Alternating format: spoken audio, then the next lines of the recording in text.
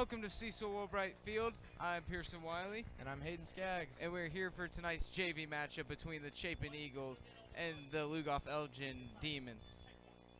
So last week we saw Chapin with a pretty remarkable 21-14 win over Mid-Carolina.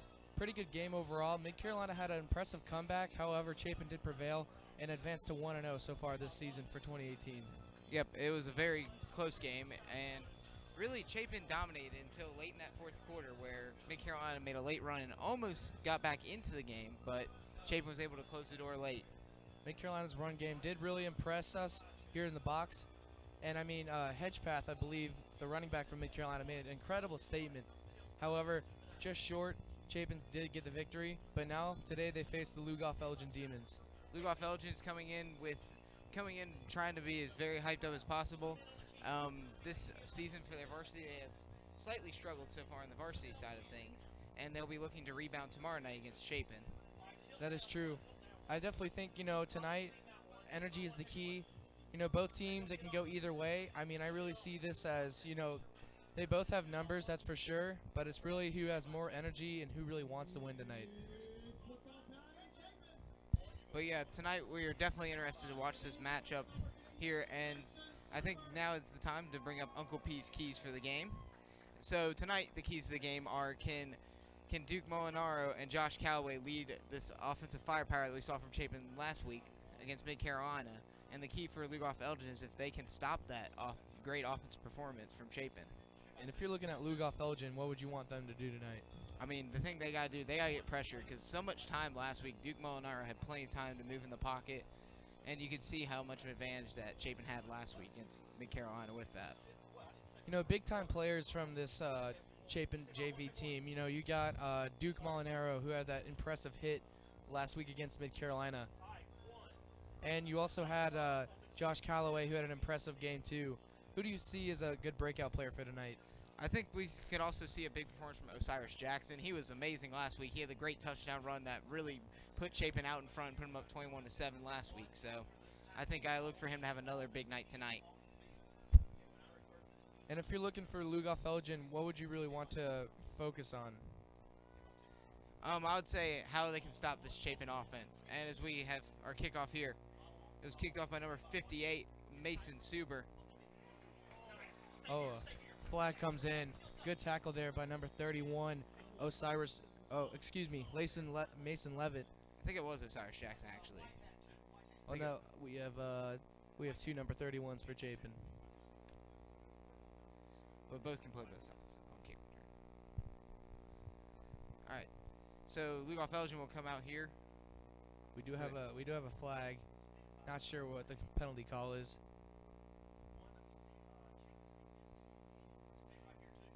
Looks like it might be on Chapin. It'll be a holding on Lugoff-Elgin. Lugoff-Elgin. That's really gonna hurt him. So yep, now Lugoff-Elgin will be pushed back deep in their own territory. It looks like they'll start from their own 11-yard line here, and they'll first 10 at their own 11 to start this ball game. It's like Chapin's gonna set up, showing some pressure early on. Yep, looks like Lugoff-Elgin is in the I formation tonight, and there's a bust-through run there down to about the 15-yard line there for Lugoff-Elgin.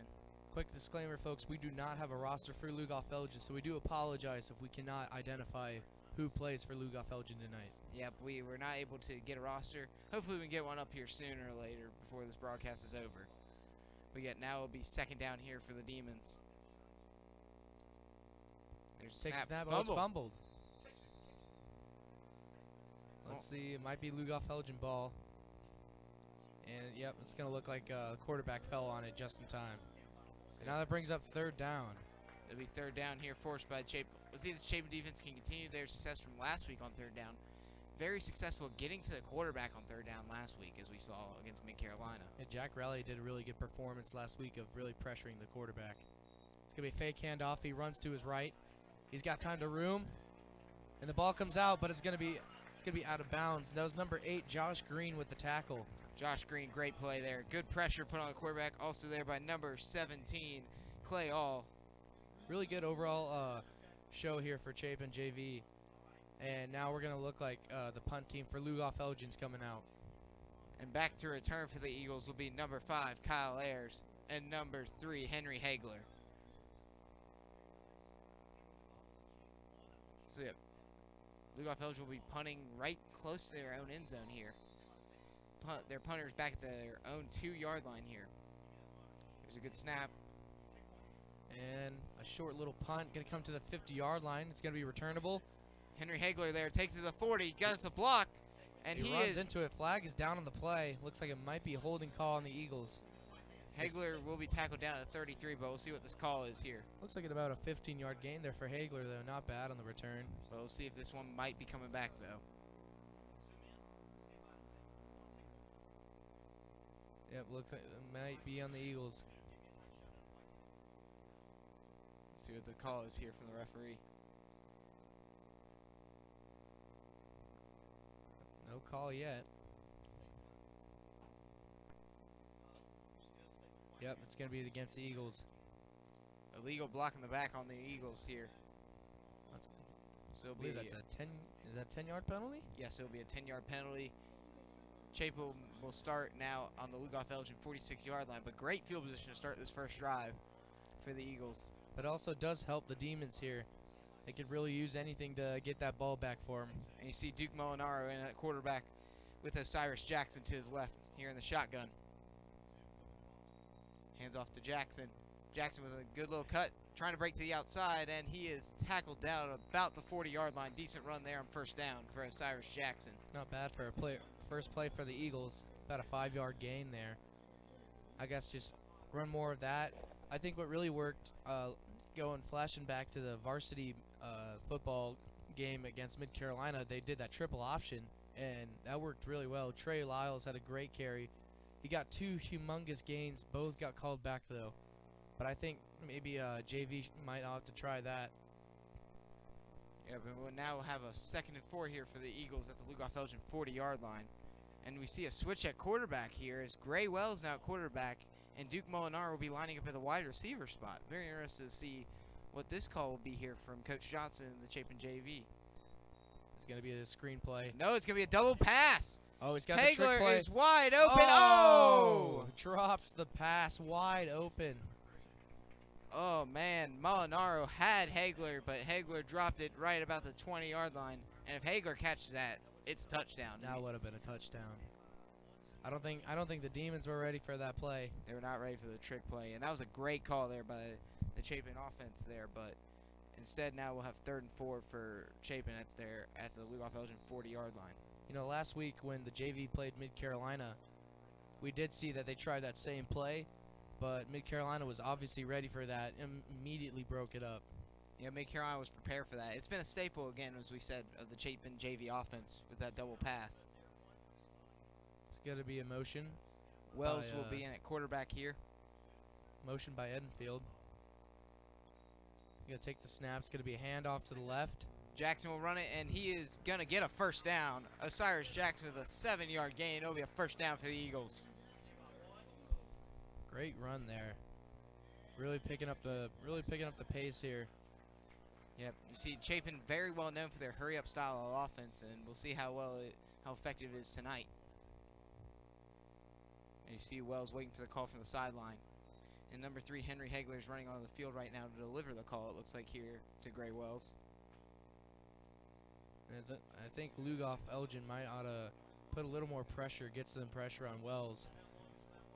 They definitely need to try and stop Osiris Jackson, though. Already 2 carries already tonight for Osiris Jackson. He's gotten 13 yards, so. We got a little motion here. And they got to call a timeout. That's not good. Yep, definitely. We're not able to get the play call in time, so now it'll be a timeout for the Eagles, and they have 1st and 10 on the Lugoff-Elgin 33-yard line with about 6:38 here left in the first quarter. So far, pretty impressive for the Eagles.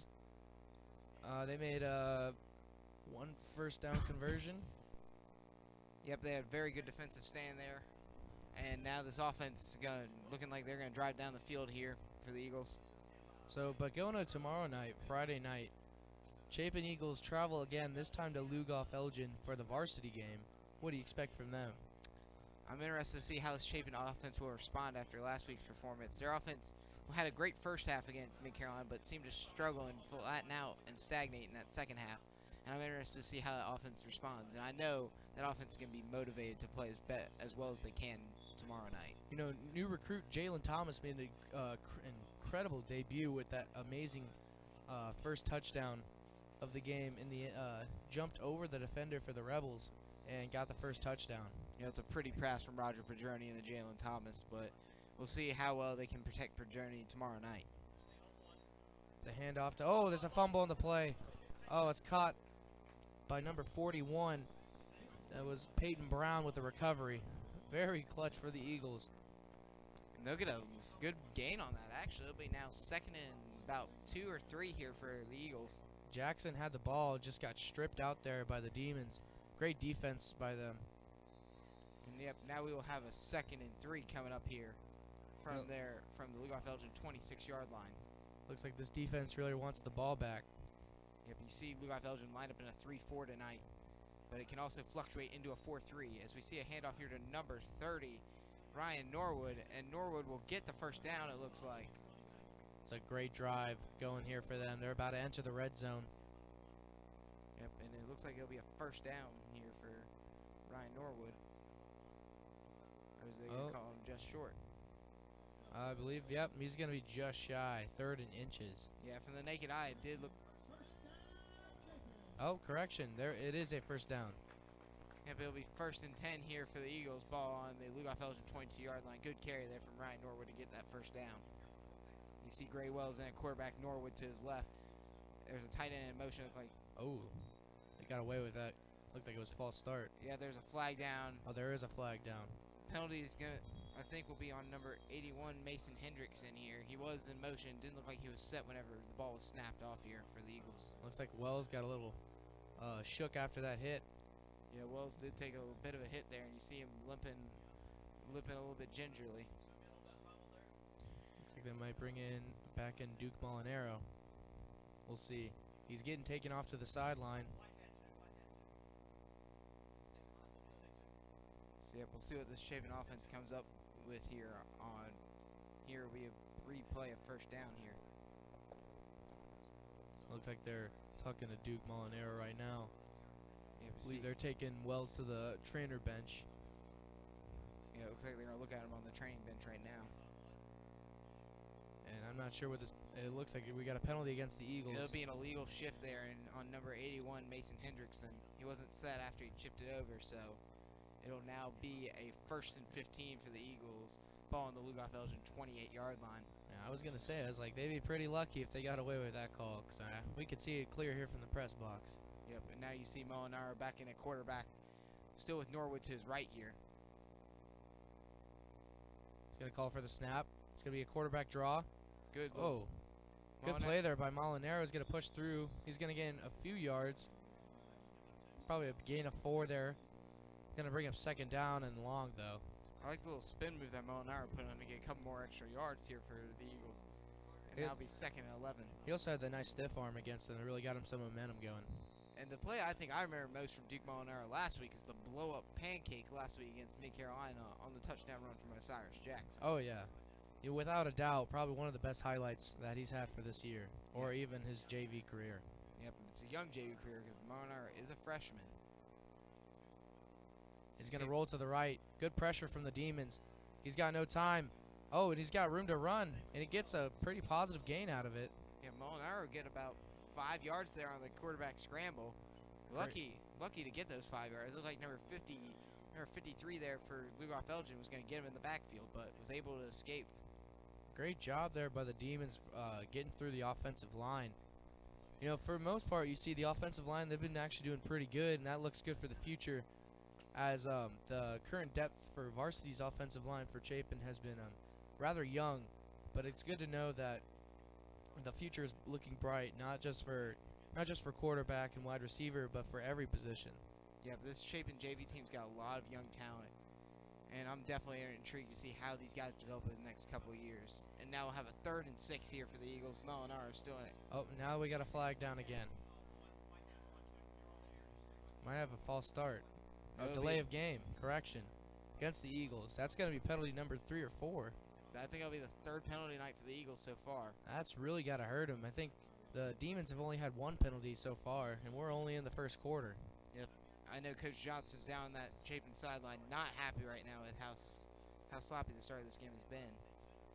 He would like to talk to his team right now and get them to not make these penalties anymore. So it'll be back to about 3rd and 10 here with Molinaro still in at quarterback and with Norwood to his left. He's got 2 wideouts and 2 tight ends. Oh, they didn't. Wow. That was a good play. Oh, wide open. Oh, wow, what a catch. Oh, incomplete pass.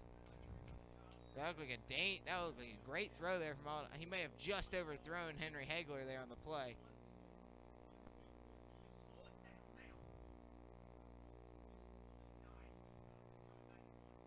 But yeah, now it'll be a 4th down here for the Eagles. I'm intrigued to see what they call here. I think they'll still go with the offense here as is. A little bit longer to try a field goal here it'll be about a 40-yard field goal, so I think they'll keep this offense on the field and see what they can do here on 4th and 10. That was a great attempt by Henry Hagler, though. Looked like he caught it from here in the press box, but going on the replay, he just bobbled it out of his hands. Yeah, but it was a great throw. Molinaro just overthrew a bit, but that was almost a perfect throw there from Molinaro. So now it'll be 4th and 10 here. Looks like they're going to go for it. I mean, I wouldn't see why not. They got pretty good coverage. Oh, great rush by the Demons, and he's going to be sacked. Man, Molinaro. Number 24 and 9 for the Demons coming out of nowhere. Molinaro Completely rocked Molinaro. Molinaro just took a shot, though. That was a huge hit. Great run by the Lugoff-Elgin defense. And now we go to the Chapin JV defense and see how they're going to respond to this. Looks like we'll have a timeout here real quick so each side can talk over on the sidelines. So going back to tomorrow's night big game, week 2 for the Eagles, as we survived going to Mid-Carolina, 17-13 final. Secured the bell for another year, and now we go to Lugoff-Elgin, and next Friday, September 7th, we will host our very first home game here. We'll be streaming it live here on CSPN Live on YouTube for you all to see if you cannot make it. But if you can, do attend Cecil Woolbright Stadium September 7th as we have our first home game against Newberry. Yeah, it'll be definitely a very intriguing game to watch that night. And, I mean, tomorrow night will be very intriguing to watch. Lugoff-Elgin has struggled so far to start the season, but let's see if they can respond well tomorrow night and see if Chapin's offense can respond after a bit of adversity overcame from last week. But now Lugoff-Elgin will have the ball at their own 30-yard line. They pitch it to the running back here, and he's got a hole, and he's going to be gone. Wow. What a good play. Great play they called there. Both defensively and offensively. A huge gain there for the Demons. Gets them to, I think, about, it's going to be their own 48-yard line. Regardless, still a huge gain and a first down. Yeah, but it was a great pitch there from the quarterback to the running back here, and it'll be 1st and 10 here for Lugoff-Elgin at their own 48-yard line.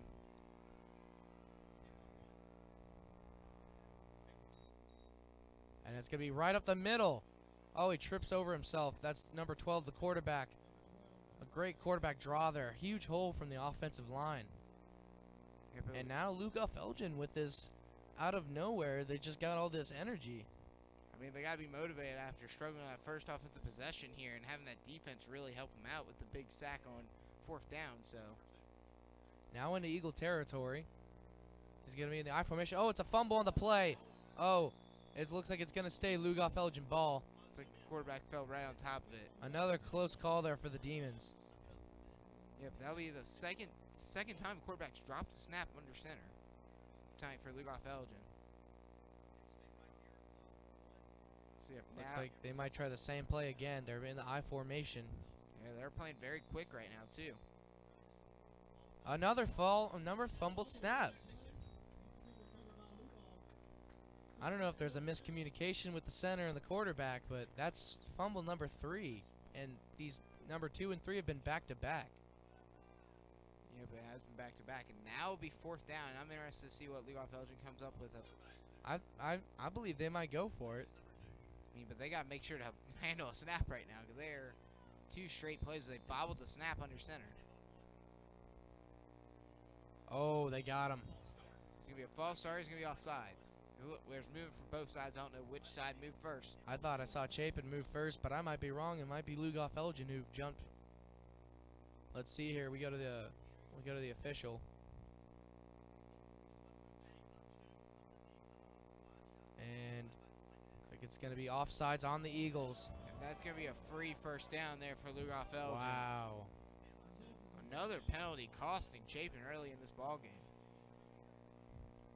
That's one thing that's really hurting them right now. I mean, they're lucky there's no score right now. It's still 0-0, but you know, if you're down 14, you're still getting penalties. That might hurt you later. Yeah, it's 4th penalty so far tonight on the Eagles. It'll be 1st and 10 here for Lugoff-Elgin. See if they go with another hard count here, maybe. Oh, they got great pressure. Oh, wow.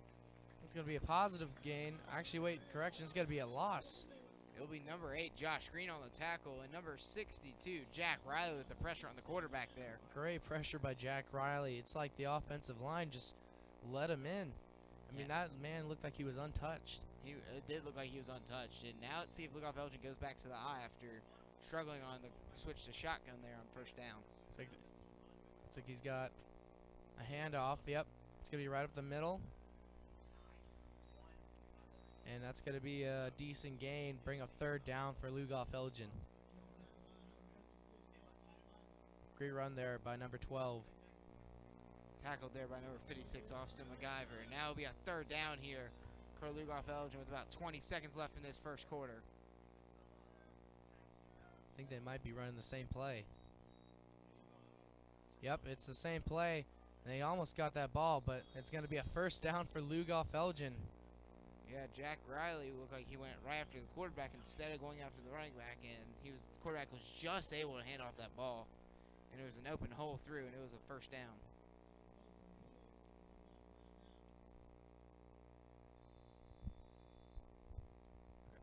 So yep, we have 4 seconds left in here at the end in the first quarter. It looks like we'll be ending the first quarter here. And Lugoff-Elgin will start on the Chapin 29-yard line here at the start of the second quarter. So far it is 0-0, Lugoff-Elgin to Chapin. You know, very impressive from both sides. I mean, I've definitely seen great improvement from last week for Chapin, as they look like they've really been doing good on the secondary, really covering well. I mean, they haven't really done a pass play, I think, but if they have the chance, I don't think they're going to have a really good target. You know, I think that's one thing they've been working on with the JV. Another thing I've also been noticing is they've been really improving on the run game. That did work against Mid-Carolina, but eventually towards the end, you know, 3rd, 4th quarter, I did notice a trend of Mid-Carolina, you know, easily stopping them. And, like, kind of, it's almost like they were predicting it. Yeah, Chapin was very heavily leaning on the big play last week, as they did score 3 touchdowns of 25-plus yards last week against Mid-Carolina. But tonight I've seen a lot more, like, smooth. From their first drive, it did look a lot smoother. But let's see if Chapin can keep it up offensively. And, you know, looking at Lugoff-Elgin, they had a huge defensive stop, 4th down turnover, and that led to a huge gain as Lugoff-Elgin still has the ball and about to enter the Eagles' red zone now. Yep, and now, it'll be 1st and 10 for Lugoff-Elgin at the Chapin 29-yard line. And I'm intrigued to see what this defense has said at the end of the first quarter, because Lugoff-Elgin has been pounding the ball right down Chapin's throat, kind of like what Mid-Carolina was doing last week almost. And I'm definitely wanting to see both sides do really well, you know, on and off the ball.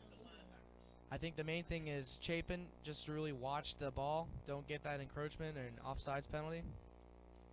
Yeah, you see a run here to number 12 for the outside, and he is going to be tackled down about the 25-yard line. Pretty good gain there. He's got about a gain of 5. He's going to bring about 2nd and 5, maybe 2nd and 6. Looks like they're going to bring number 9, Gavin McMillan, onto the field. Yep, and it'll be 2nd and 5, maybe 6 here for Lugoff-Elgin at the Chapin 25-yard line. Now the quarterback will line up under center here with only a fullback. I think they're going to show some pressure. And that's a decent run there. He's still kind of up, but they're going to call him down for forward movement. So it's going to be 3rd and 1, just shy of the 1st down. This is definitely where Chapin needs to step up their defensive game. Yep, looked like on the tackle there was Austin McIver for the Eagles, and they'll be third and about 2 here for Lugoff-Elgin. They go back to the I formation. They do a quarterback sneak up the middle. And it looks like he's going to get that first down a little more. Great push there from the offensive line. Yep, it'll be 1st and 10 coming up here for the Demons. And they're now in the Eagles' red zone. Yep, and this big O lineman for Lugoff-Elgin was able to push the quarterback through to get a big gain there and now be first and 10 for Lugoff-Elgin at the Chapin 17-yard line here. Very good drive to continue into the second quarter for Lugoff-Elgin as they line up again in the I formation. It takes a snap. It's going to be a pitch. Oh, it's going to be a reverse play. Great block. He's got room to run. It's number 4, and he's in for the touchdown. Touchdown, Lugoff-Elgin. Great call on the reverse there. Chapin was fooled by Chapin was very fooled. I don't see any flags down. Nope, it looks like it's going to be 6 for the Demons. Yep, and that was a huge play for Lugoff-Elgin. Great trick call there. And now Lugoff-Elgin will attempt the extra point to put us to a 7-0 game. Really great play there by the Demons. You know, Chapin just extremely they really bought the bait. And in the end, it looks like now they're trailing by 6, maybe even 7 if this PAT is good. On the attempt, the PAT for Lugoff-Elgin is number 65, and the kick is good. And it'll be 7-0 Lugoff-Elgin here with 8:35 left in the second quarter. So now Chapin is trailing by 7 with about 8.5 to go until halftime. You know, looking at Lugoff-Elgin, they're definitely more alive now, and I think this is what they want. You know, looking at last year, Chapin JV did go undefeated 8-0 against all their teams that they went against last year, and I think it's everyone on Chapin's schedule who they just really want to ruin their perfect season, get that 1 loss or 2 loss. But in the same sense, you're looking at Chapin, you know, you want to keep that dynasty going. They've really created some good players from this JV program. I mean, agreed. Yeah, you see a lot of these starters right now in Chapin's varsity that came through on the JV ranks. Guys that are stars right now like James Wells, Jacob Drag, who started out in the Chapin JV. You know, you got this year's juniors, you know, Cooper Evans, you got Josh Taylor, John Michael Jenny. And you even got some sophomores, you know, you got Sam Greer, you got Seth Kirby, Thornton Gentry. I mean, you got some big players from class of 2020 and 2021 that came right here from this JV program. And Chapin has not lost a JV game since Lower Richland in 2016. That was their last JV loss, and it was, I think, October 2016, if I'm correct. Because I actually played in that game, so. Yes, we do have a veteran football player here in the press box with us tonight. And you see Lugoff-Elgin trying the same strategy that Chapin does for their kickoffs. Look like they're going to take it onside, but now they'll set up for a normal kickoff here. And back to return deep for the Eagles. It's number 34, Josh Wells, and number 14, Andrew French. And it'll be a touchback here. Went over the head of Josh Wells, and it will be a 1st and 10 for Chapin, ball on their own 20-yard line. And let's see if this Chapin offense can respond after struggling at the end of the last drive. Let's see if Duke Molinaro can maybe make a big play here on this drive. He almost had that touchdown to Henry Hager last drive for the Eagles. You know, as I said in the very beginning, you know, it's who really wants this win. And right now, it's looking like Lugoff-Elgin really wants this win. If I was Chapin, I would really be hyping each other up right now. Say, hey, let's get up, keep our chins up. Let's get this ball down to the other side of the end zone. You see Chapin lining up with 4 wide receivers. Jackson to the right of Molinaro. Molinaro will take like a QB draw here, but he is tackled down. It's a great blow there by number 24. And number 41 of Lugoff-Elgin. Molinaro might be hurt. Oh, and we have an injury timeout. But while we take this timeout, I'll have the time to talk to you about future games. Besides the Newberry game, we also have AC Flora, White Knoll, Lexington, and Nation Ford So please, if you can, come out and support your Chapin Varsity Eagles. All the attendance matters, and we really hope to see you there.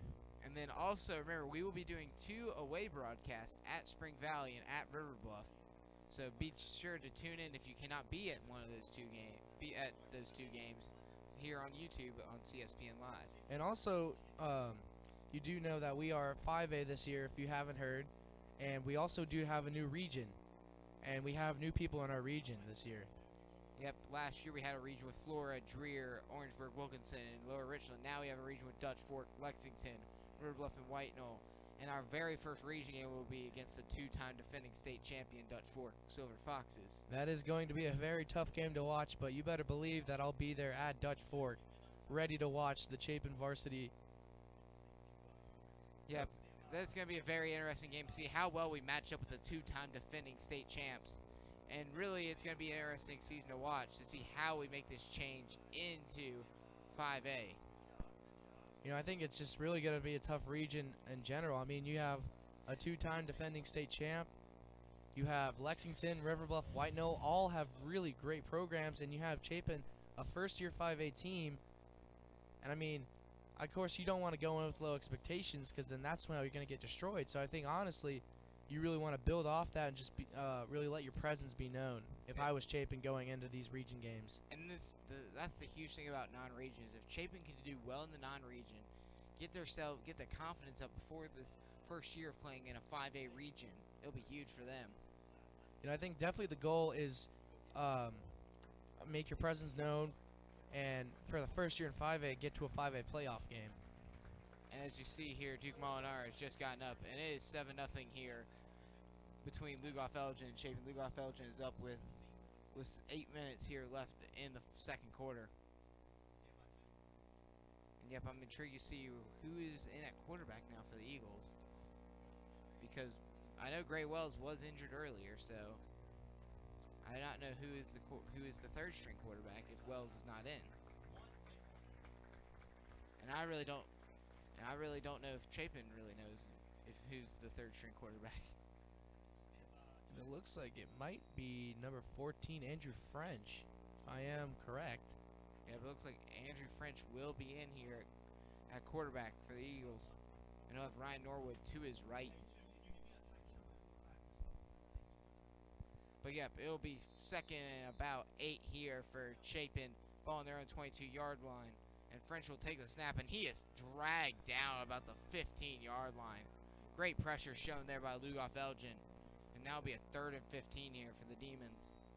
And Chapin early struggling to really protect the line right now. And I really hope that this offense can get hyped up. I mean, I know you've lost your 2 main quarterbacks so far, but they've got to get some life in this offense. And I can't stress it enough. Energy, energy, energy. That's the key to any win. You look at any small team. I mean, you even look at Chapin baseball. They were definitely the underdogs. You did not expect them to win it, but I think they just had that energy with them. And they ended up beating Airport and getting a 4A state title. You know, I think that should really go for all sports here, not just at Chapin, just anywhere. Just take that lesson. You know, just be positive and don't go in thinking that you're going to lose automatically. It doesn't matter who it is. It'll be an offsides penalty on Lugoff-Elgin. Now it'll be back to 3rd and 10 for the Eagles. Back to get to that back to that original line of scrimmage, and I'm interested to see what the Eagles will do here on this big 3rd down. You got a 3rd string quarterback. You're down by 7, and it's 7 minutes left until halftime. Now would definitely be the time for Chapin to pick up the tempo and let Lugoff-Elgin know we are here, and this is going to be a good game. And it's going to be a roll to French's left. He's going to take it. He's got room to run. He's going to dodge a tackle, but he's going to get his helmet thrown off. Yeah, looked like he got his helmet ripped off there. And now it'll be a 4th and 6 here, and I expect the Eagles here to punt. Again, just the offense so far is sputtering tonight for the Eagles. And yep, on the punt here for the Eagles will be number 58, Mason Suber. But yeah, I'm intrigued. And returning for the Demons will be number 4. Again, we don't have a roster for Lugoff-Elgin, so sorry we cannot describe the names for the Demons tonight. Hagler running on here late for the Eagles. And here will be Suber back to punt. Suber takes snap, and it is a long punt, actually. Great punt. Great Good punt there. deck. Oh, and it's fumbled too. Oh, and he's still up. That's number 4, who's got plenty of room. He's got, oh, and a great tackle there by number 30, Ryan Norwood. Yeah, Norwood, the running back, with a great tackle there. And Great special teams by Chapin. Yep, Suber there was able to get a good punt off and really kind of almost flipped the field on Lugoff-Elgin, which would have been huge there. But now it'll be 1st and 10 for Lugoff-Elgin at their own 44-yard line.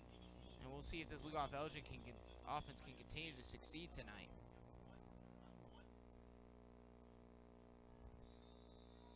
And here we go. Looks like we got the quarterback. He's got one to his right, one to his left. He's got the running back behind him. And it's going to be a fake handoff. He's going to roll to his right. Man wide open. Can he catch it? Oh, and he just drops the ball. That's number 4 with the intended receiver.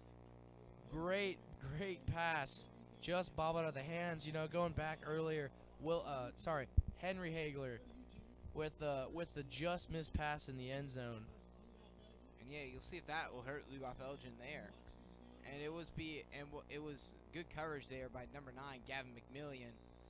And now it'll be 2nd and 10 here for Lugoff-Elgin. Still a ball in their M44 as they line up in the I formation with the fullback to the right side of the line. That's going to be a snap up the middle. A decent gain there. Oh, wow, he's going to go for a little bit more. And it's going to be a gain of about 6, I think. But it's going to bring up 3rd down for the Demons. Yep, look like Jack Riley was there on the tackle with a host of Eagles. And now it'll be 3rd and about 3 here for Lugoff-Elgin. Again, Lugoff-Elgin continuing to gash the ball because they've done very well to run the football so far tonight. So yeah, 3rd and 3. It's going to be a motion. Number 7 goes to the quarterback's right. Yep, it'll be lined up still in the I formation. Lugoff-Elgin's gone very frequently with this I formation tonight. It's going to be a pitch to the right. Huge. Going around to the middle, and he's got room to go. He's all by himself. The 20, the 15, the 10, the 5. Touchdown, Lugoff-Elgin. Number 12. Incredible run for the Demons.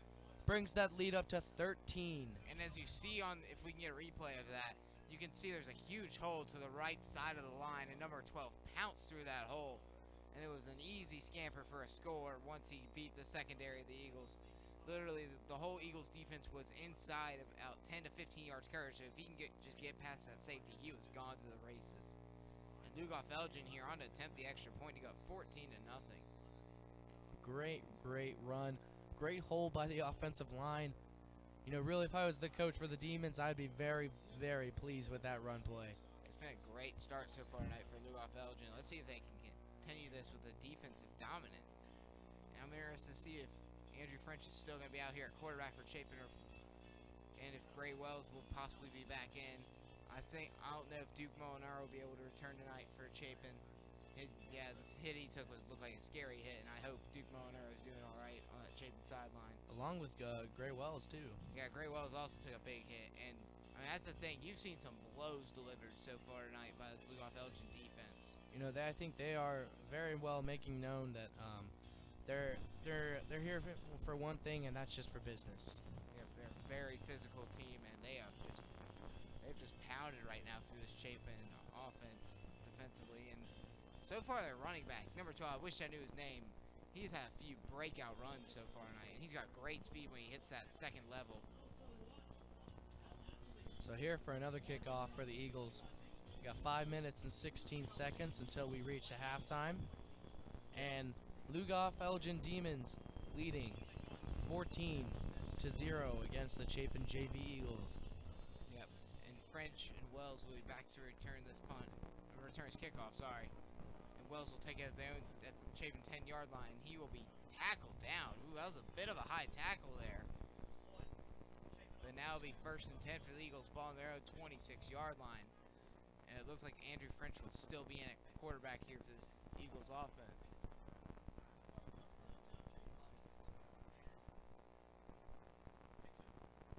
See, now we We got the Demons defense coming back after a great big defensive stop. So yeah, Billy, 1st and 10 here for Chapin, ball on their own 27-yard line. Looks like we got a little bit confusion on the offense side of the ball, substituting players in and out. So we got a finally set of 11 for the Eagles. Yeah, but it'll be number 14, Andrew French at quarterback, Norwood to his right, with 3 wideouts to his right as well. He's going to roll out to the right. It's going to be a run play, and he's going to get met up eventually. Great play by the Demons. It's going to be a short gain to probably about a 2-yard positive gain to bring up 2nd and 8 for the Eagles. Yeah, I've been impressed so far now with this Lugoff-Elgin defense. They have really come to stuff the Chapin run game.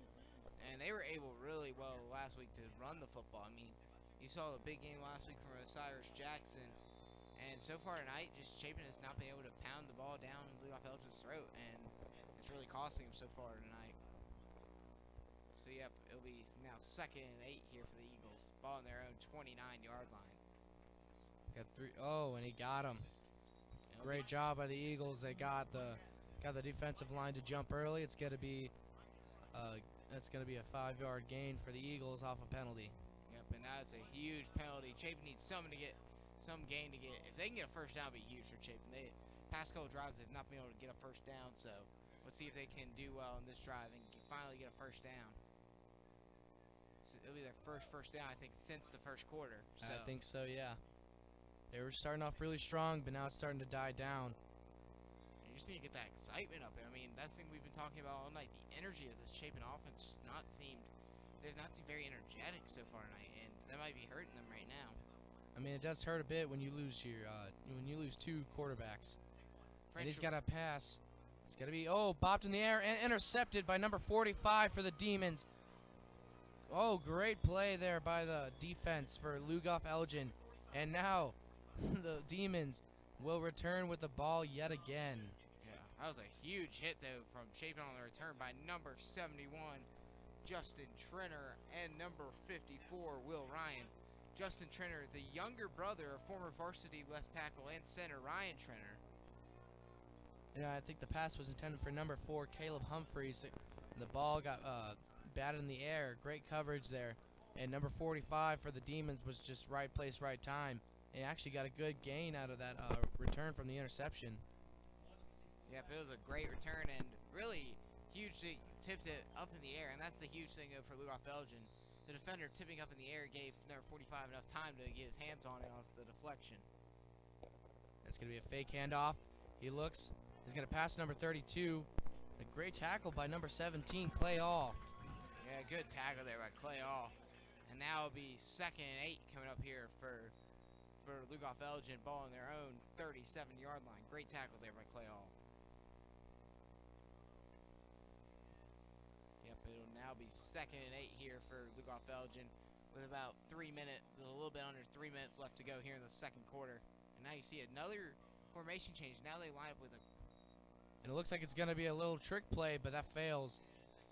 And it looks like they're going to rule a fumble. And the Eagles say they have it. Yeah, it looked like they're going to signal. Chapin has the ball. Looked like the old fumble-Ruski play perfected by Bobby Bowden and the Florida State Seminoles. But now Chapin will get the ball back. Huge break for that defense. You know, it's been a little rough for them here in the second quarter, but that definitely picks up the momentum. Yeah, they look like they're going for a fumble-Ruski. I was wondering why the fullback was lined up so close to the line, but it looked like he was going to go for a fumble-Ruski there. And the quarterback was going to put it on the ground and have I don't know what number the running back was. Number 12. It was number 12. He was going to probably run off to the side, a la Florida State in the 1980s against Clemson. Yep, a good fumble-Ruski play plotted there, but did not work out. So Chapin will get the ball back here. And he's going to roll to his right. Looks like it's going to be another quarterback run play. And that's going to be a fumble on the play. Return and a scoop by number 45 again. A big play. He's going to go to the 5. And it's going to be a touchdown for the Demons, although a flag does come in late. It might be coming back. It might be a touchdown. It Wow. might be coming back, though. What a huge turn of events. My gosh. Number 45. I want to know this man's name because now he has a fumble recovery and a pick tonight. He's had a huge defensive game. And we'll see what the call is, though, here because I think this might be coming back. But if not, the Demons will have a 20-0 lead, but that is going to come back against them. Yep, it was an illegal block in the back. Huge penalty, though. And now the touchdown will be erased, so it'll still be a 14-0 ball game. And Lugoff-Elgin, though, will be inside the Chapin 30. Another turnover forced by this Lugoff-Elgin defense. They've been phenomenal tonight. I think they've been running the same play with Andrew French in quarterback. It's just been, I think I've noticed it's just been a quarterback run to the right. I don't think I don't think they've tried anything else. I mean, I could be wrong, but I mean, you don't plan for your first two quarterbacks to go down with injury. So, I mean, if Andrew French is coming in with almost no preparation, I wouldn't be surprised. And I think this one's going to be coming back as well. It looked like there was some movement on the O-line right when the ball was snapped. So I think this one's going to be coming back as well. But that was still a huge play for number 12, the running back for Lugoff-Elgin. Although, as you did say, a flag did come in, and I believe it is going to come back against them again. Yeah, I believe so too. It looked like there was a little bit of movement on that O-line. Looked like the whole team was not set on the play. So, yep, and you see the white hat pointing back to his other official telling him to move the ball back there, and it will be a false start. So, yep, it'll be 1st and 15 now here for Lugoff-Elgin. First and long now. This is really going to hurt him. After that big turn of events, you know, Chapin gets the ball off a failed fumble, Ruski, and number 45 for the Demons, after just getting an interception, gets a fumble, scoop and score. Although it did get turned back. And now you see 1st 15 here. Number 12 for Lugoff-Elgin has been very impressive tonight. Wish we had a name, but this time he actually stuffed. One of the first times tonight that the Eagle defense really has gotten him in the backfield. I think I was led by number 92, Tim Peeler. Yep, the lineman. It looks like he might be. Oh no, he's gonna be a lineman. I thought he was a defensive end. Yeah, it looks like he's playing it right now at tackle. So, yeah, but it was a host of Eagles though. I think Yates Bland was also in on that tackle as well. So it'll be 2nd and 16 here. Huge play for that Chapin defense. Wonder if they try it for the phone. Ruski again. Looks like a similar formation to what they just tried earlier.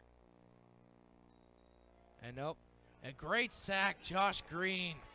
He got crushed. Wow. Excellent blind side there. They tried it again. I don't think it was a fumble. I think it was a play action hold at the line. Yeah. But now it'll be 3rd and 21 here. Huge back-to-back plays for this Chapin defense. You can definitely tell. This defense is wanting to come back for this offense right now. That's struggling. You know, they are down 14 points. But, however, this ball game is not over. They're going to try the fumble Ruski again. And now I think Chapin is finally getting a hold on it. Austin MacGyver with the huge tackle for loss. Yeah. That's going to bring up 4th and long. Yeah, it looked like Austin MacGyver, number 88, Yates Bland there on the tackle.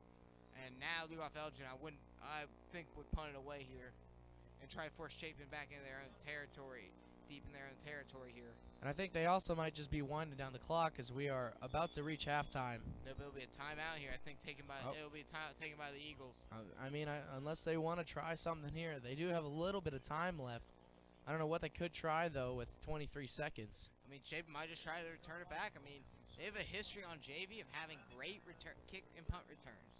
I mean, I remember a couple years ago, Giovanni Macaluso got his nickname of Gio the Jet from having special teams plays for this Chapin offense on JV. Also, Will Hagler, Henry Hagler's brother, also they will have a few returns on JV as well that went for touchdowns. And now you can see both of them Friday nights here and away. This Friday, tomorrow, being at Lugoff-Elgin. Make sure, if you're just now tuning in, make sure you drive to Lugoff-Elgin to see the Chapin Varsity Eagles take on the Lugoff-Elgin Demons varsity team.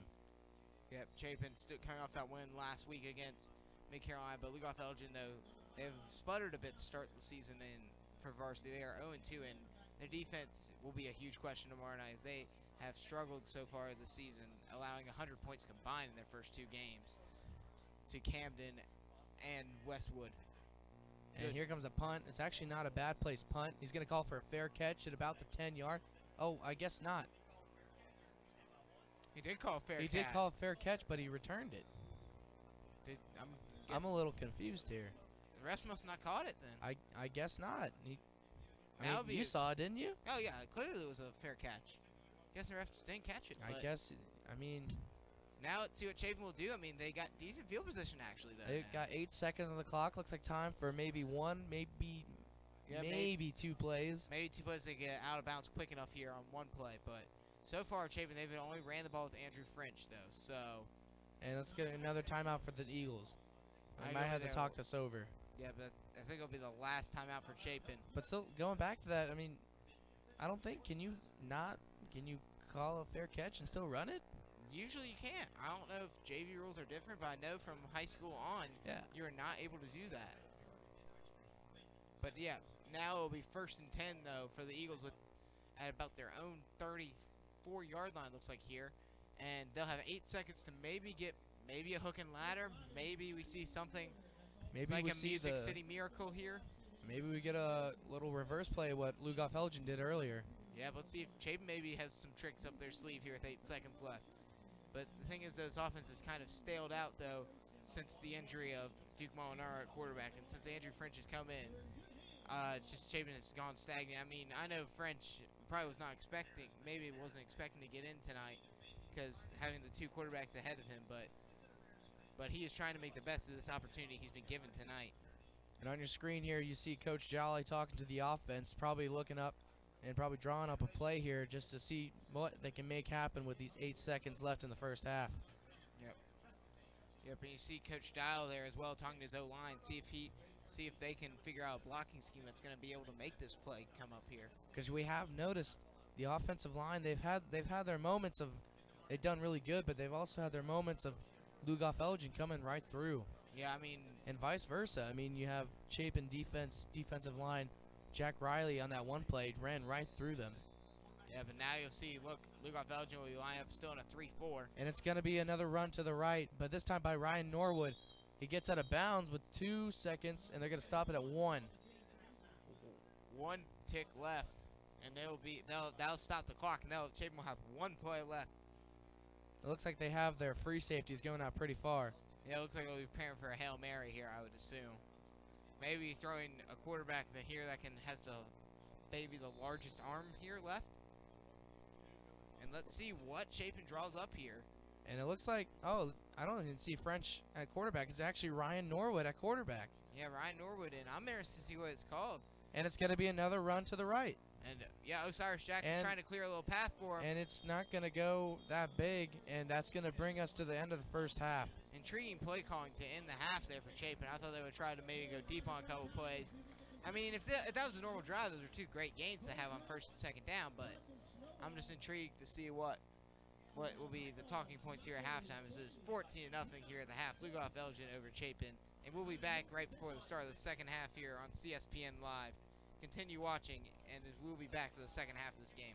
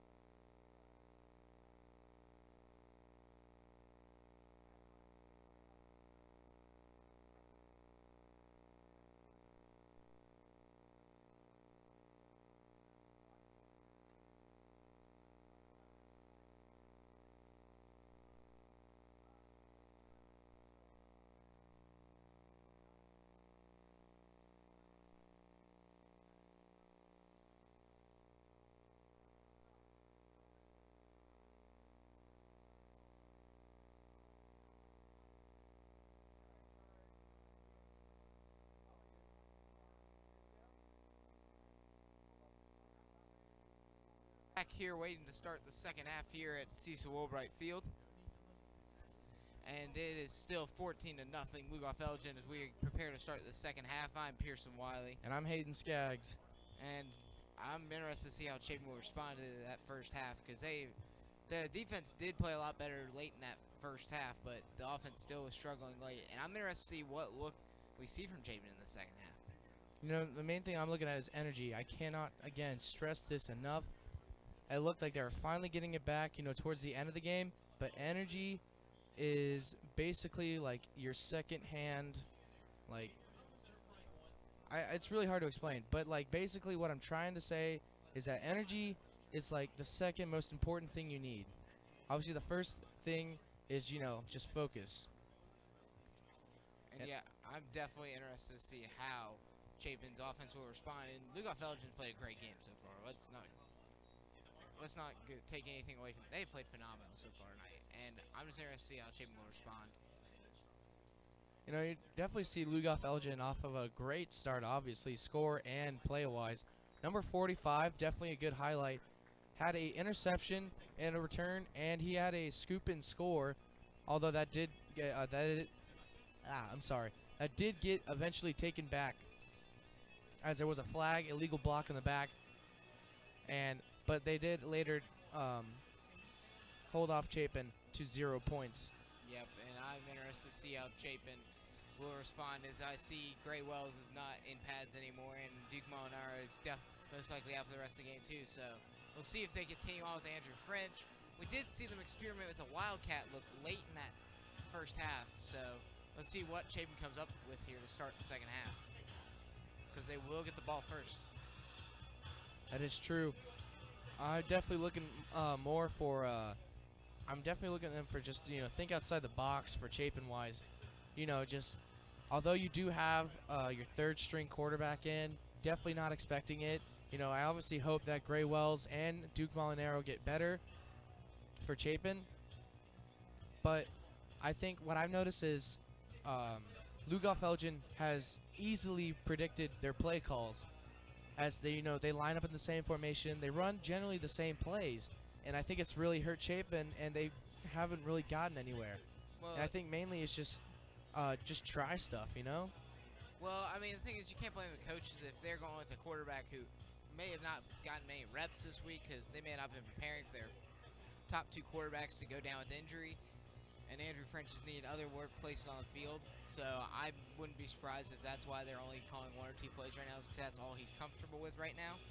But I'm interested to see maybe Chapin go with that Wildcat look, because they had a couple of decent plays at the end of the half with the Wildcat. So, but also with that you know, that quarterback run, that quarterback quarterback design run, you had a fumble that was recovered by the Demons, and that later set up for a good drive.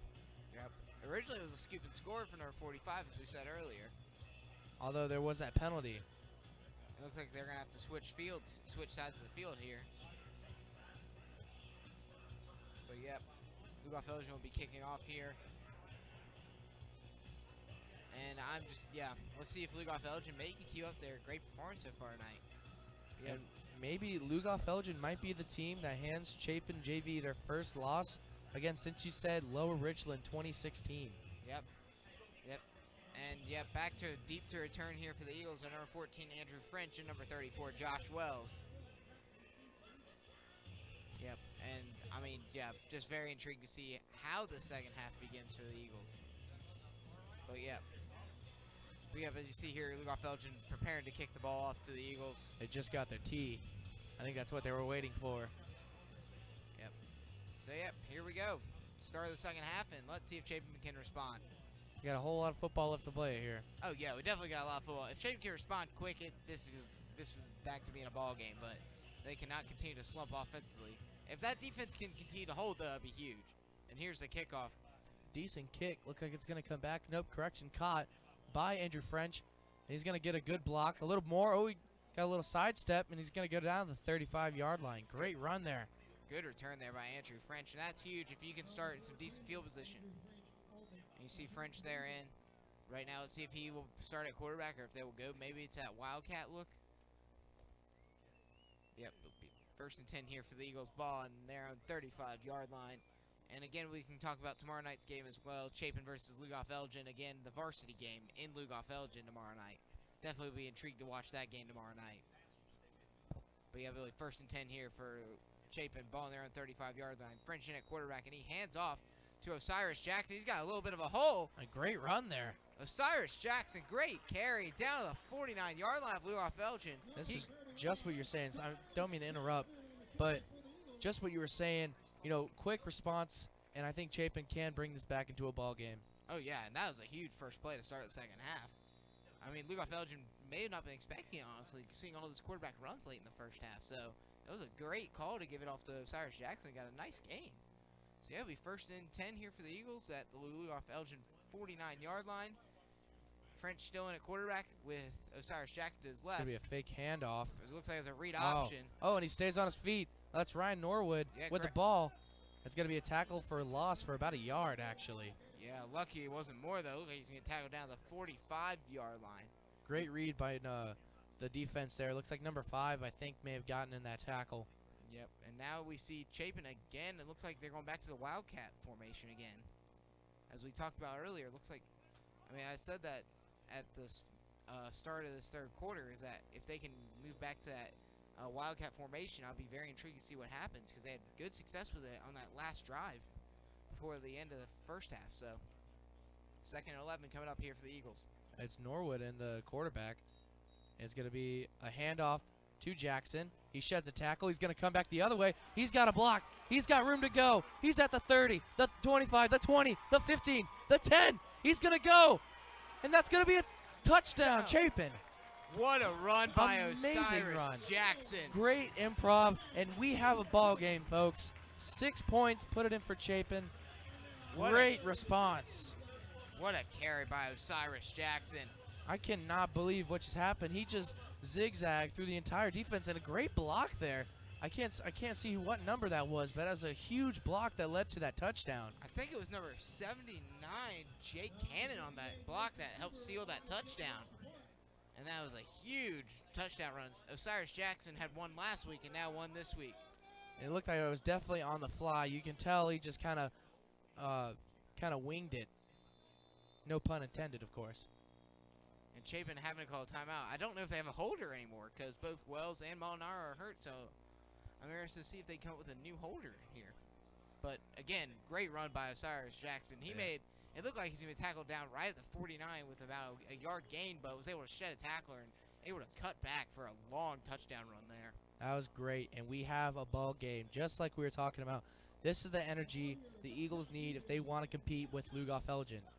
They cannot be slump on offense, as you said, and Osiris Jackson coming up huge for the Eagles now with 8:13 to go just in the third quarter.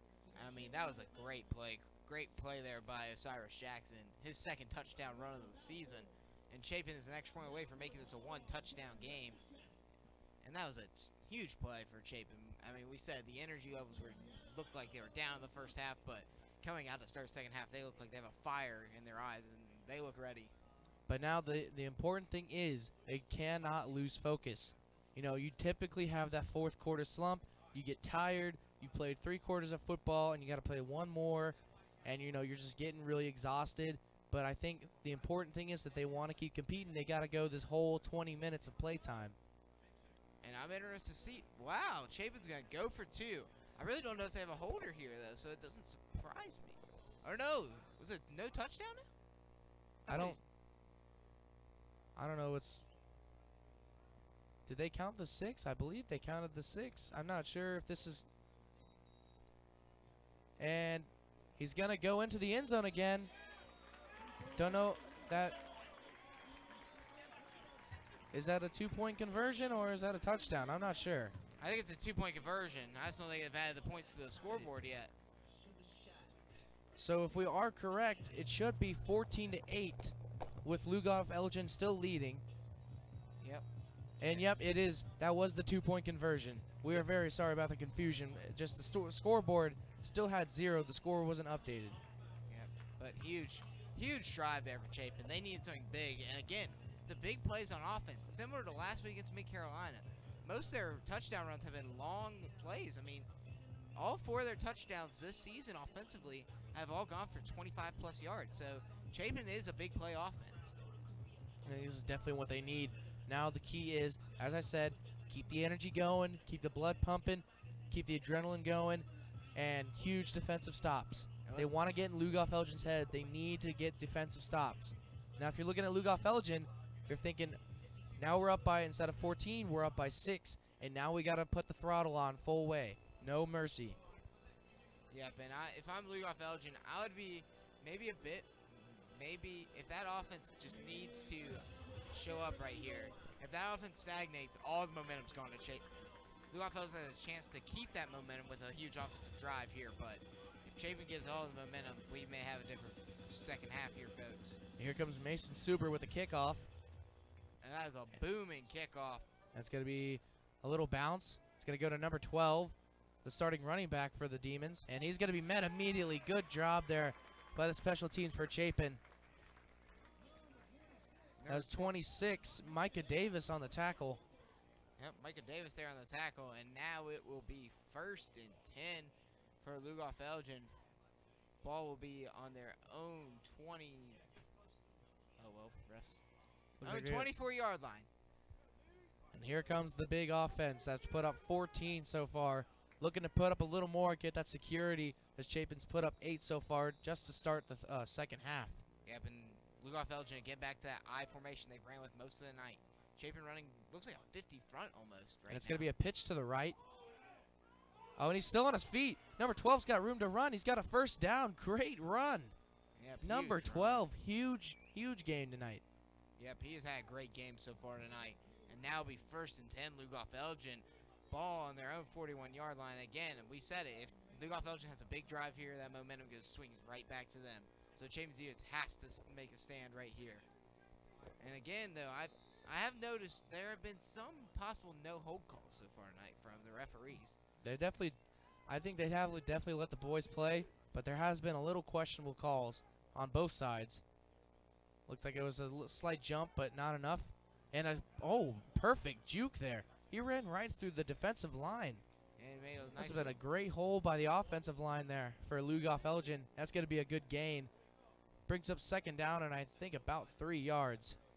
Yeah, he had a nice little stutter step there on the linebackers, and he is tackled down at about the 48-yard line. 2nd 3 coming up here for Lugoff-Elgin.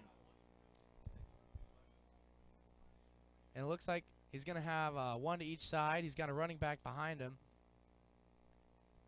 And it's going to be a fake handoff. Josh Green on the and the ball comes loose, and I think that's going to be a Chapin ball. The host of Eagles. I think they got it. And yep, official says it is Eagles ball. It was fell on top of by number 92, Tim Peeler, and Chapin will get the ball back. 1st and 10 from the Lugoff-Elgin 46, and the momentum has completely shifted in this ball game. I definitely think there is a big shift. You can just feel it. Yeah, you can feel it in the air right now. To quote Phil Collins, is in the air tonight. You can feel something brewing right here for Chapin offensively and defensively. So let's see what Chapin calls right here. So I believe we have a new quarterback, number 88. Yates Bland coming in at quarterback.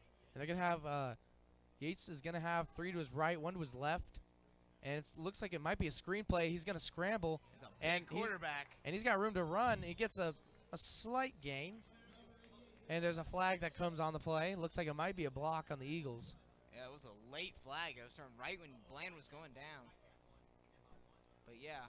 Let's see what the official says. Oh, it's a face mask on Lugoff-Elgin. Definitely feeling this Chapin energy. And that's going to be a huge turnover for the Demons. Yep, and now let's see what Chapin runs here. Yates Bland now in at the quarterback. That's a big man at quarterback, though. That's all I know. Oh, yeah. I definitely think is he 6 foot? Yates Bland is is a little bit taller than me, and I'm about 6 foot, so. And for a JV quarterback, I mean, that kid's got potential. Yep. It's going to be a snap. Looks like it might be another screenplay. It's going to be fake. He's got Andrew French with the catch. Oh, no. Great coverage there by Lugoff-Elgin. French almost had that catch, but number 26 for the Demons perfectly broke that pass up That's going to bring up 2nd and 5. Yep, I think. Yep, and now let's see what Chapin calls here. As Bland has gone to the sideline, and looks like they may be changing up the offense again. Yep, and you see Ryan Norwood coming on. I think it'll be a wildcat look. Maybe they're going out with Bland to see maybe if they can get it through the air for a couple plays. But now you see they will switch back to, it looks like a wildcat formation with Norwood. Yep. Norwood and Osiris Jackson in the backfield. That's going to be a handoff to Jackson. He's got room to run, and he's got a first down. Osiris Jackson here showing up in the second half so far. He's had 3 huge carries to start the second half. And Chapin with another first down. This momentum we talked about, it's swung. Oh, for sure. You know, you can definitely see the Demons are on their toes. I think they're just they're overthinking too much. And they're just making plays that they shouldn't make, careless mistakes, and it's really costing them big. Here comes the snap. It's going to be a fake pitch. Oh, Norwood met immediately. And that's kind of a high tackle. Yeah, but it's going to be 2nd and long now. Yep, number 42 for Lugoff-Elgin on the tackle. Was a bit of a high tackle. Wrapped him around the neck, looked like almost there. And kind of like a belly-to-belly suplex there if you watch some wrestling. But a big play, however, for the defense. That brings up 2nd and long for the Eagles. This is kind of what Lugoff-Elgin is looking for. Get the Eagles back on their heels. But Norwood's got to his right. It's going to be a handoff to the right. And it's going to be Jackson again, who gets Metz up, gets a slight gain, but not enough to make a big difference, and it's going to be 3rd and long. Yeah, Jackson kind of was looking like he was running to the side, trying to find a hole to the outside, and was not able to find anything. So he just tried to get back to the line of scrimmage, and I think he did. So now it'll be third and about 14, maybe 15 here for Chapin, and man, this is a huge play right here. I'm interested to see what Chapin dials up here on 3rd and 15. Maybe they call a timeout. Maybe they go back to Yates Bland, or see if they're going to keep this Wildcat formation in. Looks like they're going to keep the Wildcat for right now. And it's Norwood at quarterback. He's got 2 to his left, and it's going to be another handoff, and a flag comes down, and he's going to be tackled for a loss. I don't know. There's some movement early, so this could be offsides or a false start. If it's false start, that's definitely not going to help him. Yeah, there's a lot of movement there for Chapin, so I don't know. I'm interested to see what this call is. There's a heavy amount of movement. Go to the field official here, and yep, it's looking like illegal shift on the offense. The penalty will be declined, and I think Chapin will punt it away here on a 4th and 22. Very long now. And here comes the punt squad for the Eagles. Yep, Mason Suber on the punt here for the Chapin punt team. So Lugoff-Elgin will send a return man back to around the 15-yard line, around the 10 now. Number 10, or excuse me, number 12, who's at the 10-yard line. Henry Hagler running on late here for the Eagles. Oh, and he fumbles the snap. Oh, and a great tackle there, and the mood swing. Obviously now coming back to Lugoff-Elgin. This is not what Chapin want. Yeah, but it's definitely not what they wanted there. And now it'll be a first down for Lugoff-Elgin. Ball on their own, ball on the Chapin 40-yard line. And here comes the Lugoff-Elgin Demons coming back now for a huge defensive turnover. That's now caused them to get great field advantage. Yeah, great field position coming up here for Lugoff-Elgin. It'll be 1st and 10 from the Chapin 40. Now let's see if Lugoff-Elgin can get maybe a huge score here. And Josh Green came right through, and he is tackled behind the line. Number 92, that was Tim Peeler, who got that fumble earlier for Chapin. Yep, and now he'll make a tackle for loss. And Tim Peeler having a very solid second half here for the Eagles. And now it'll be 2nd 11 coming up here for Lugoff-Elgin. And Lugoff-Elgin, though, they're facing the problem Chapin had. Their offense seemed, so far in this 3rd quarter, has stagnated, really. And that's a run up the middle there. He's going to be met immediately. Looks like number 68, Jaron Kinner-Silla with the tackle. Yep, and now it'll be 3rd and about 8 for Lugoff-Elgin. And there was a flock of Eagles around around the Lugoff-Elgin running back, and now it'll be 3rd and 8 with a little bit less than 3 minutes left here in this 3rd quarter. Huge potential here for a stop for Chapin off that punt mess He's up. gonna roll to his right. Great play there, and he's gonna yank him down. Number 8, Josh Green. Josh Green, who in my opinion has been the defensive MVP so far this season for Chapin, with another huge play. It's a great shift, as it's now going to be 3rd and long for the Demons, and I think they're going to call a timeout for this. No, it looks like it'll be a punt here for. Oh, correction! It's 4th down now, so they're going to send out the punt squad. Yep, and back to take on the punt will be number 3 Henry Hagler and number 5 Kyle Ayers for the Eagles. Here comes number 65 for the Demons, who's going to punt the ball. Let's see if Lugoff-Elgin have a much cleaner punt than Chapin's last punt was. And yeah, this one's looking a lot cleaner. And it's gonna be a really high punt. They're just gonna let that roll, and I think that's not really what number 65 had intention for. And that's gonna give him. It's gonna give Chapin the ball at Chapin's own 25-yard line. Not bad placement for the Demons, but I think he honestly could have booted it a little bit higher and could have got a bigger bounce on it. Yeah, it looked like it didn't come off his foot right, and I thought he shanked it at first, but ended up turning out to be an okay punt in the end. And now Chapin will start at their own 25-yard line, and Lugoff-Elgin will see if they can force another turnover tonight, as this Lugoff-Elgin defense has been very good at forcing turnovers all night on Chapin. So yep, 1st and 10, ball on their own 25 for the Eagles. Bland will be back in at quarterback now. And a quick time check, we have 1:30 until the 3rd quarter comes to a close, and that's when things get serious in the 4th quarter. And the Eagles are still trailing by 6, and it looks like they're going to call a timeout. Timeout by Lugoff-Elgin, and now will still be 1st and 10. Let's see what looks like. Chapin had brought in Yates Bland, so most likely I feel like it'll be something through the air here, because since Molinaro and Wells have been injured, looks like they brought Bland in for primarily throwing passes, and Andrew French and the Wildcat have been used to run the ball mainly along with Chapin. Ryan Norwood as well. Yep, Ryan Norwood and Andrew French have been primarily brought in to run the football. As Ryan Norwood has been the quarterback for this Wildcat, or Wild Eagle, I like to call it, for Chapin. Yeah. But yep, it'll now be 1st and 10 for Chapin, ball on their own 25-yard line. And Lugoff-Elgin hoping to have another defensive stand coming up here.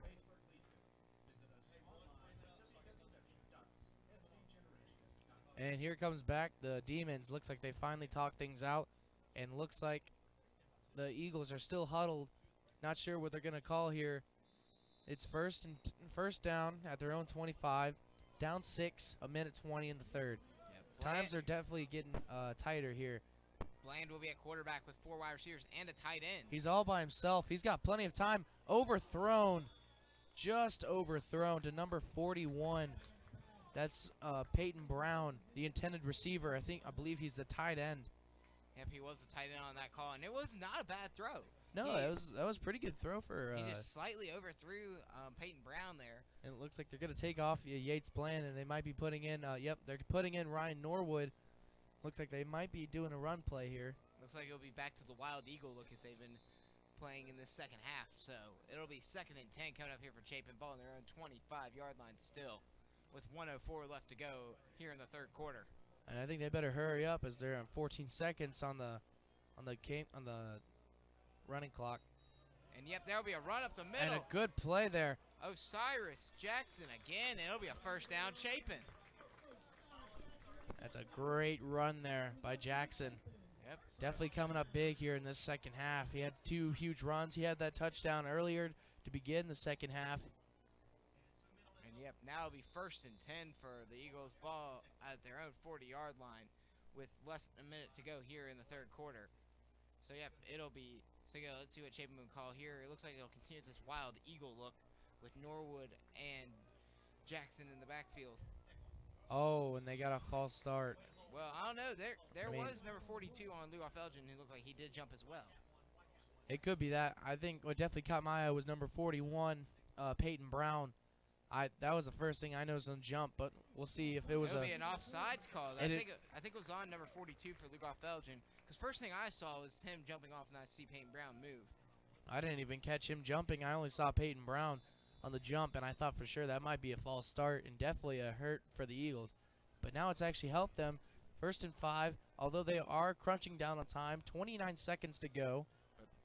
But if you're Chapin, though, you got to be happy with this third quarter. Definitely And responded a big well. run for Jackson. Wow, and an impressive run. Probably a gain of 10. 20 seconds now. Osiris Jackson, who's been phenomenal this third quarter for Chapin. And now it'll be 1st and 10 for the Eagles. Ball in the Lugoff-Elgin 45, excuse me. They've now entered Demon territory, hoping to get 6 to tie this game and make it a very interesting game. Yep, and I'm very interested to see what Chapin dial up here with a little time going on left here in the third quarter. And it's going to be a fake handoff. It's going to be Norwood on the carry. He gets a decent gain. It's going to be a gain about 4. And that'll be the end of our third quarter here. And Chapin going on a great drive to end this third quarter. And they will start the fourth quarter in Demon territory with a great drive going right here. And let's see if Lugoff-Elgin can make a stop, though. It looked like the opposite energies going for both sides compared to their first halves. So we're 3 quarters down. We got 1 more to go. Lugoff-Elgin currently leading 14-8 against Chapin here at Cecil Woolbright. If you are just now tuning in, welcome to Cecil Woolbright. My name's Hayden Skaggs. And I'm Pearson Wiley. You're watching CSPN Live. We're here entering the fourth quarter, and we've seen some definitely big plays here from both Chapin and Lugoff-Elgin. From Lugoff-Elgin's side, we have seen number 12, the running back, who's made an impressive mark on the defense here. He's definitely left the secondary kind of confused as he had that big touchdown run. But also for Chapin, number 31, Osiris Jackson, had a huge touchdown run from, I believe, the Demons around the 40-yard line for the Demon territory. He took it all the way to the house.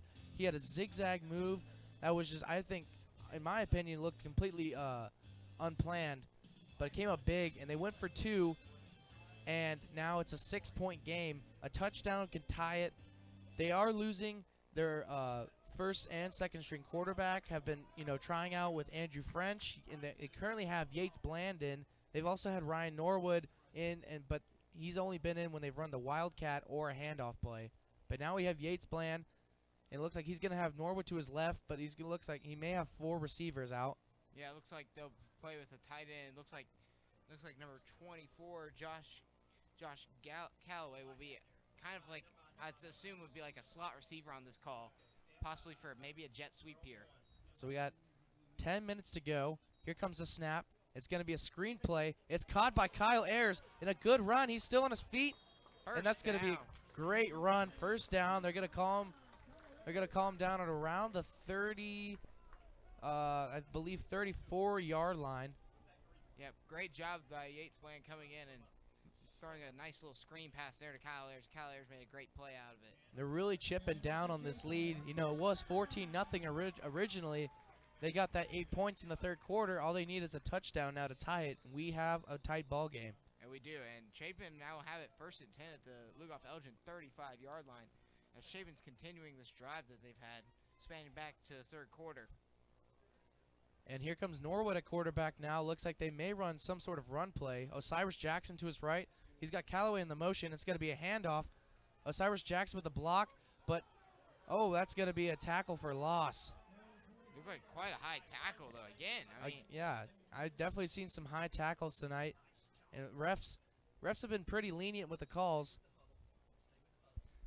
But now it's going to be second and about 11. This is not what the Eagles are wanting. Coming in strong, third quarter, very good quarter for the Eagles. Definitely have the Demons on their toes. Yep, and let's see if Chapin continue it. But huge stop there for Lugoff-Elgin on first down. And Norwood will be back with Jackson in the backfield. Looks like the Wild Eagles, I like to call it, is back to run. And Jackson stuffed, and he'll get maybe a yard on the play. He tried a little stutter step, but he ran into one of his own players. And I think that didn't really help his case there. He's now going to bring up 3rd and about 10.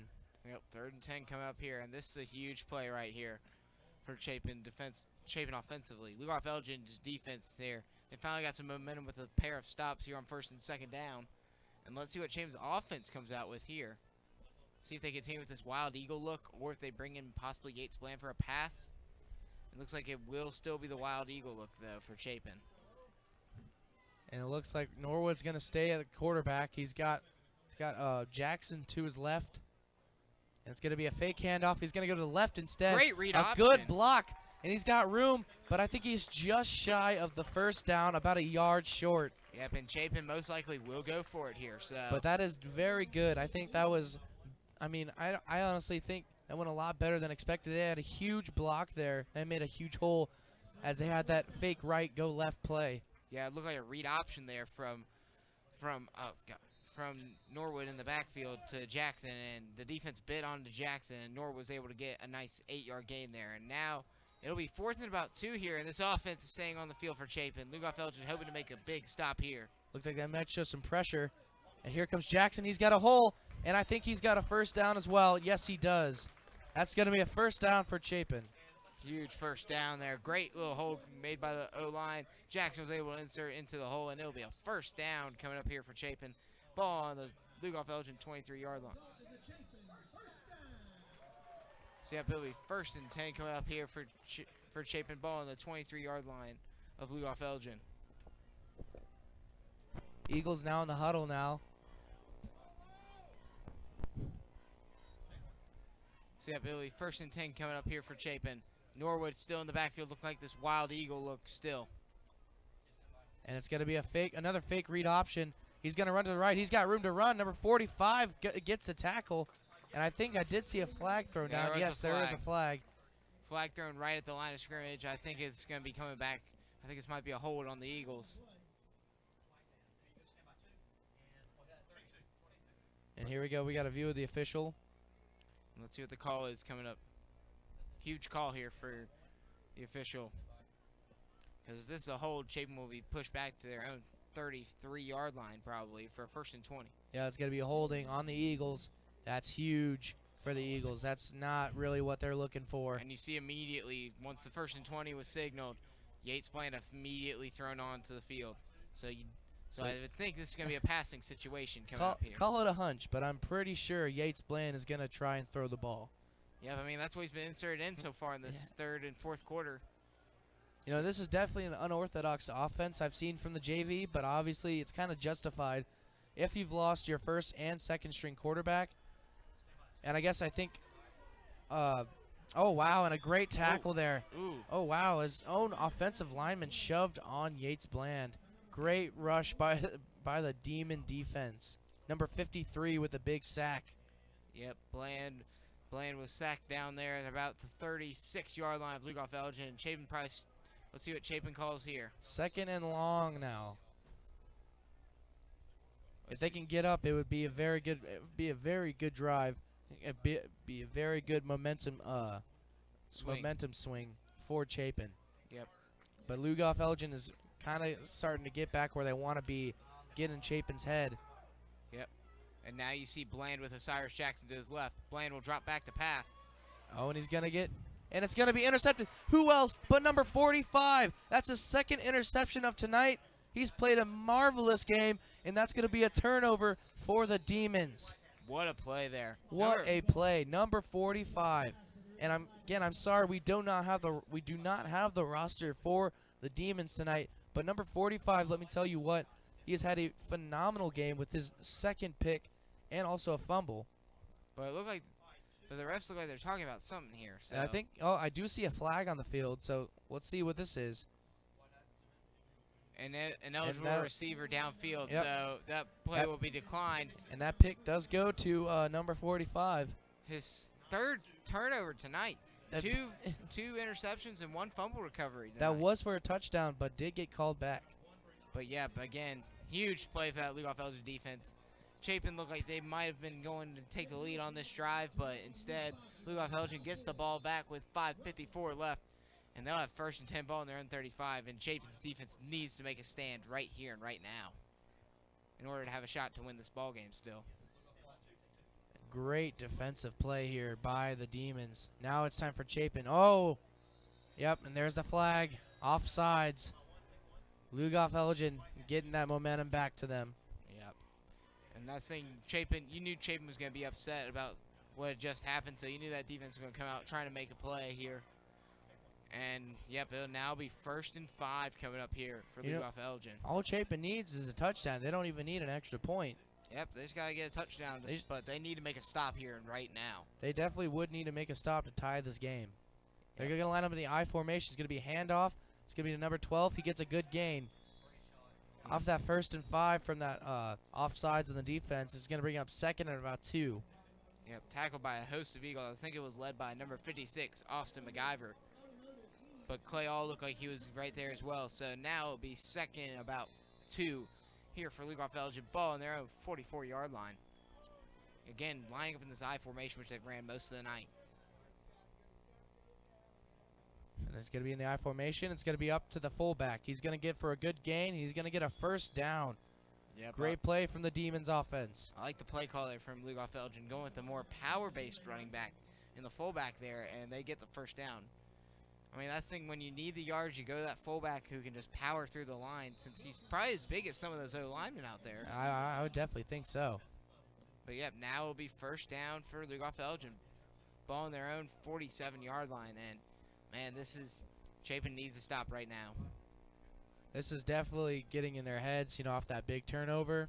And then offsides, it's definitely leading to Huge inside their head. And a great play, and that might be a 1st down. Oh, nope.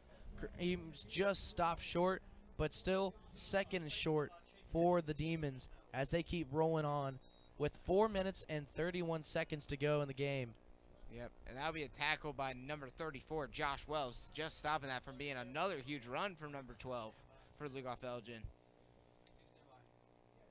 But, yep, now it'll be 2nd and 1 coming up here for Lugoff-Elgin. Big play. Quarterback's got 2 to his right, lined up in the I formation. It's going to be a pitch to the right and a big block. Number 12's got room to run, and he's going to get that 1st down and a little more.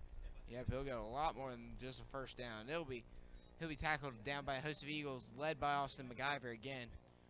And it'll be 1st and 10 for Lugoff-Elgin, ball on the Chapin 34-yard line. And the more yards that Lugoff-Elgin gains, the bleaker it looks for Chapin. I definitely see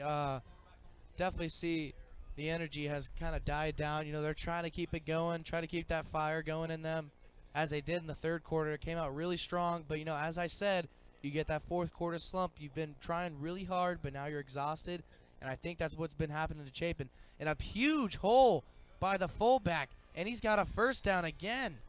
Great run. Down by a host of Eagles there. Yep, I mean, as I said, fullback tougher to stop him because he's usually a bigger back. I mean, he's like not a bowling ball almost through the O-line. He's not the skinniest. He's not the skinniest man, but boy, howdy, he can run, and he's also got a little power on him too. Yep, and that'll be 1st. It'll be 1st and 10 coming up here for Lugoff-Elgin. Ball on the Chapin 24-yard line, and again, Lugoff-Elgin with a great drive here, trying to seal this victory, maybe with a score right here. I definitely think a touchdown would kind of put the nail in the coffin for Chapin. And it's going to be a handoff with the middle. A great hole again by the offensive line. And another 1st down. They're in the red zone and looking to put up another 6 to end this game. Huge hit there by Max Stewart, though, when 12 was tackled down there. It'll be 2nd and inches coming up here for Lugoff-Elgin. Ball, they're inside the Chapin red zone now with just a little bit over 3 minutes left to go. And Chapin, if they want to keep their hopes up in this game, they got to probably force a turnover right here. A turnover would be huge and definitely momentum swing, and get them to get the ball going to the other side. We've now got just under 3 minutes to go. It looks like they'll just put in the fullback here to power it through. Looks like, or maybe a QB sneak. Oh, it's going to be through the fullback. He's got a good hole, and he's got a little more, and he's going to be just shy of the end zone. He's going to be taken down at the 3-yard line, and it looks like they're putting in 6 points here pretty soon. And here comes Jack Riley onto the defensive line. Yep, I mean, now it'll be 1st and goal coming up here for Lugoff-Elgin. Huge play, huge drive for Lugoff-Elgin. They've been just pounding the ball down Chapin's throat. And Lugoff-Elgin looks to finish this with 6 or 3 points right here. Looks like he's going to have 2 receivers to his right. They're going to line up in the I formation again. That I formation run game has been working really well for Lugoff-Elgin against this Chapin Eagle defense. Yeah, you don't see most. I mean, with the style of football played nowadays by offenses, you don't Oh, see. and a great meet up there. I think number 34, Josh Wells, with a huge hit to lead off the tackle. I don't think there was a gain on that play. Nope, it's going to be 2nd and goal. No gain on the play. Great meetup by the linebackers. And, you know, that's one thing I think that's have been keeping them alive is if they get through the defensive line, you have the linebackers who've been pretty persistent with stopping the run game before it gets too out of hand and they get free. Except for that one time when number 12 did run it through and he beat everyone by a mile. It looks like we're going to have a timeout called. Yep, Lugoff-Elgin will call a timeout here with 1:42 left to go. And you know they're trying to eat out the clock, get some points, and try to get out of here with a win. And, I mean, the thing I've thought about a lot tonight is how this I formation is probably different than what most offenses you see nowadays. With, you know, the trend being a spread offense, shotgun, pistol formations being so prevalent, especially in high school football nowadays. It is different to see an I formation coming out, going back to the style using the 80s and the 90s. And it's just interesting to see how well this offense has translated tonight for Lugoff-Elgin. You know, that play you mentioned earlier, the fumble Ruski, they did, as you know, they did try that. It didn't really work out for them. You know, number 92, Tim Peeler, with that fumble recovery for Chapin. They've really been thinking outside the box, and that's what I really like about Lugoff-Elgin's offense tonight. Sounds like a bit of a mouthful over there. Oh yeah, I'm really mixing up my words tonight. I don't know what's wrong. But yeah, now it'll be 2nd and goal inside the Chapin 5-yard line. Let's see if they go for a quarterback sneak. Oh, the flag down on the play. Looks like it might be a false start. If it's a false start, that'd be huge for Chapin. Gets them a little breather, you know, keep them farther away from the end zone. A little bit of breathing room would be huge here for Chapin. Yep, and I think it's going to be on Lugoff-Elgin. It'll be a false start. Huge penalty for Lugoff-Elgin. And the thing is, though, in JV football, there's no guarantee for 3 points either. Let's always remember that. Yeah. But, yep, now it'll be 2nd and goal, ball on the 7-yard line. A lot more breathing room now for Chapin's defense. But the same thing can be said for Lugoff-Elgin's offense, though. They can now expand their playbook a lot more instead of looking like they're just trying to go for quarterback sneaks now. They're going to line up in the I formation again. 2 receivers to his left this time. And it's going to be hand up in the middle. Number 12, a great hole by the offensive line. But Chapin pushes him back at about the 5, and now it'll be 3rd down. Chapin still hanging in this game right here. Huge 3rd down call here for Lugoff-Elgin. Do you try for the surefire win and go for a touchdown here? Or do you just try to come up with a play that runs out the most clock? I think personally, if I was Lugoff-Elgin, I'd be trying to get the security, get my 6 points, and walk out of here with a win. Chapin, you know, definitely pressure up the front. You know, they're going to try and run it up the middle with that big fullback, or maybe with that little running back they got, and really get through the offensive line, who's been making some good holes for them to run through. But also, don't necessarily sleep on the pass game. And it's going to be a pitch to the left. He's got room to run, except he's going to be met. Great play by the defense, keeping it alive. I believe that was Josh Green who started that tackle. Going to bring up 3rd down now at about the 9-yard line, or correction, 5-yard line. Yeah, and Chapin takes a timeout with 35 seconds left to go in the game.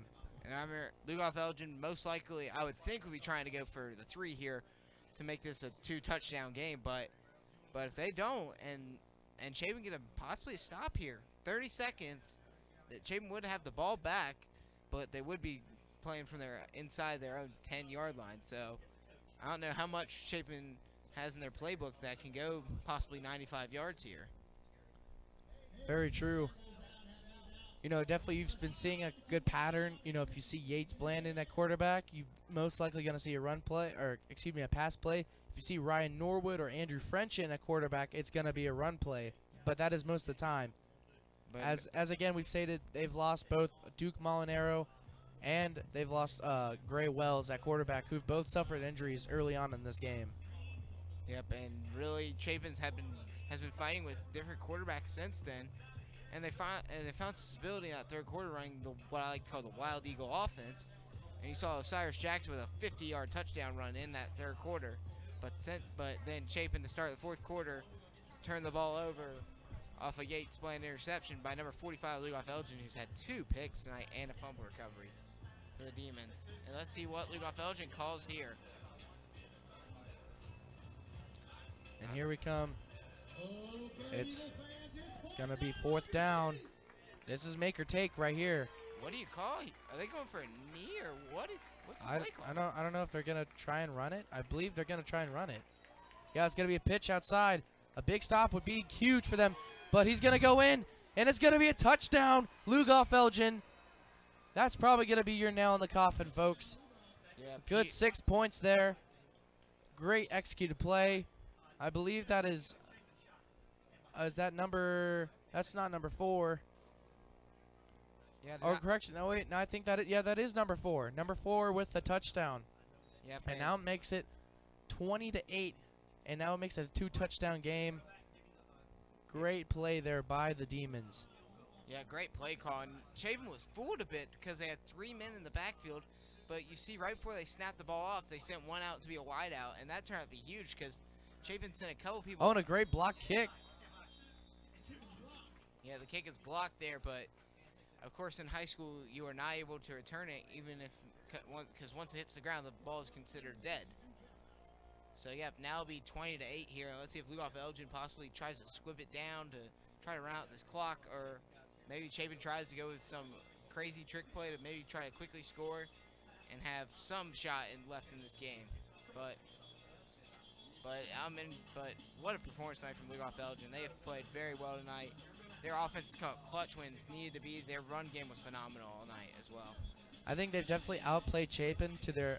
Although Chapin has put up a very good fight, I think it's been a very good game.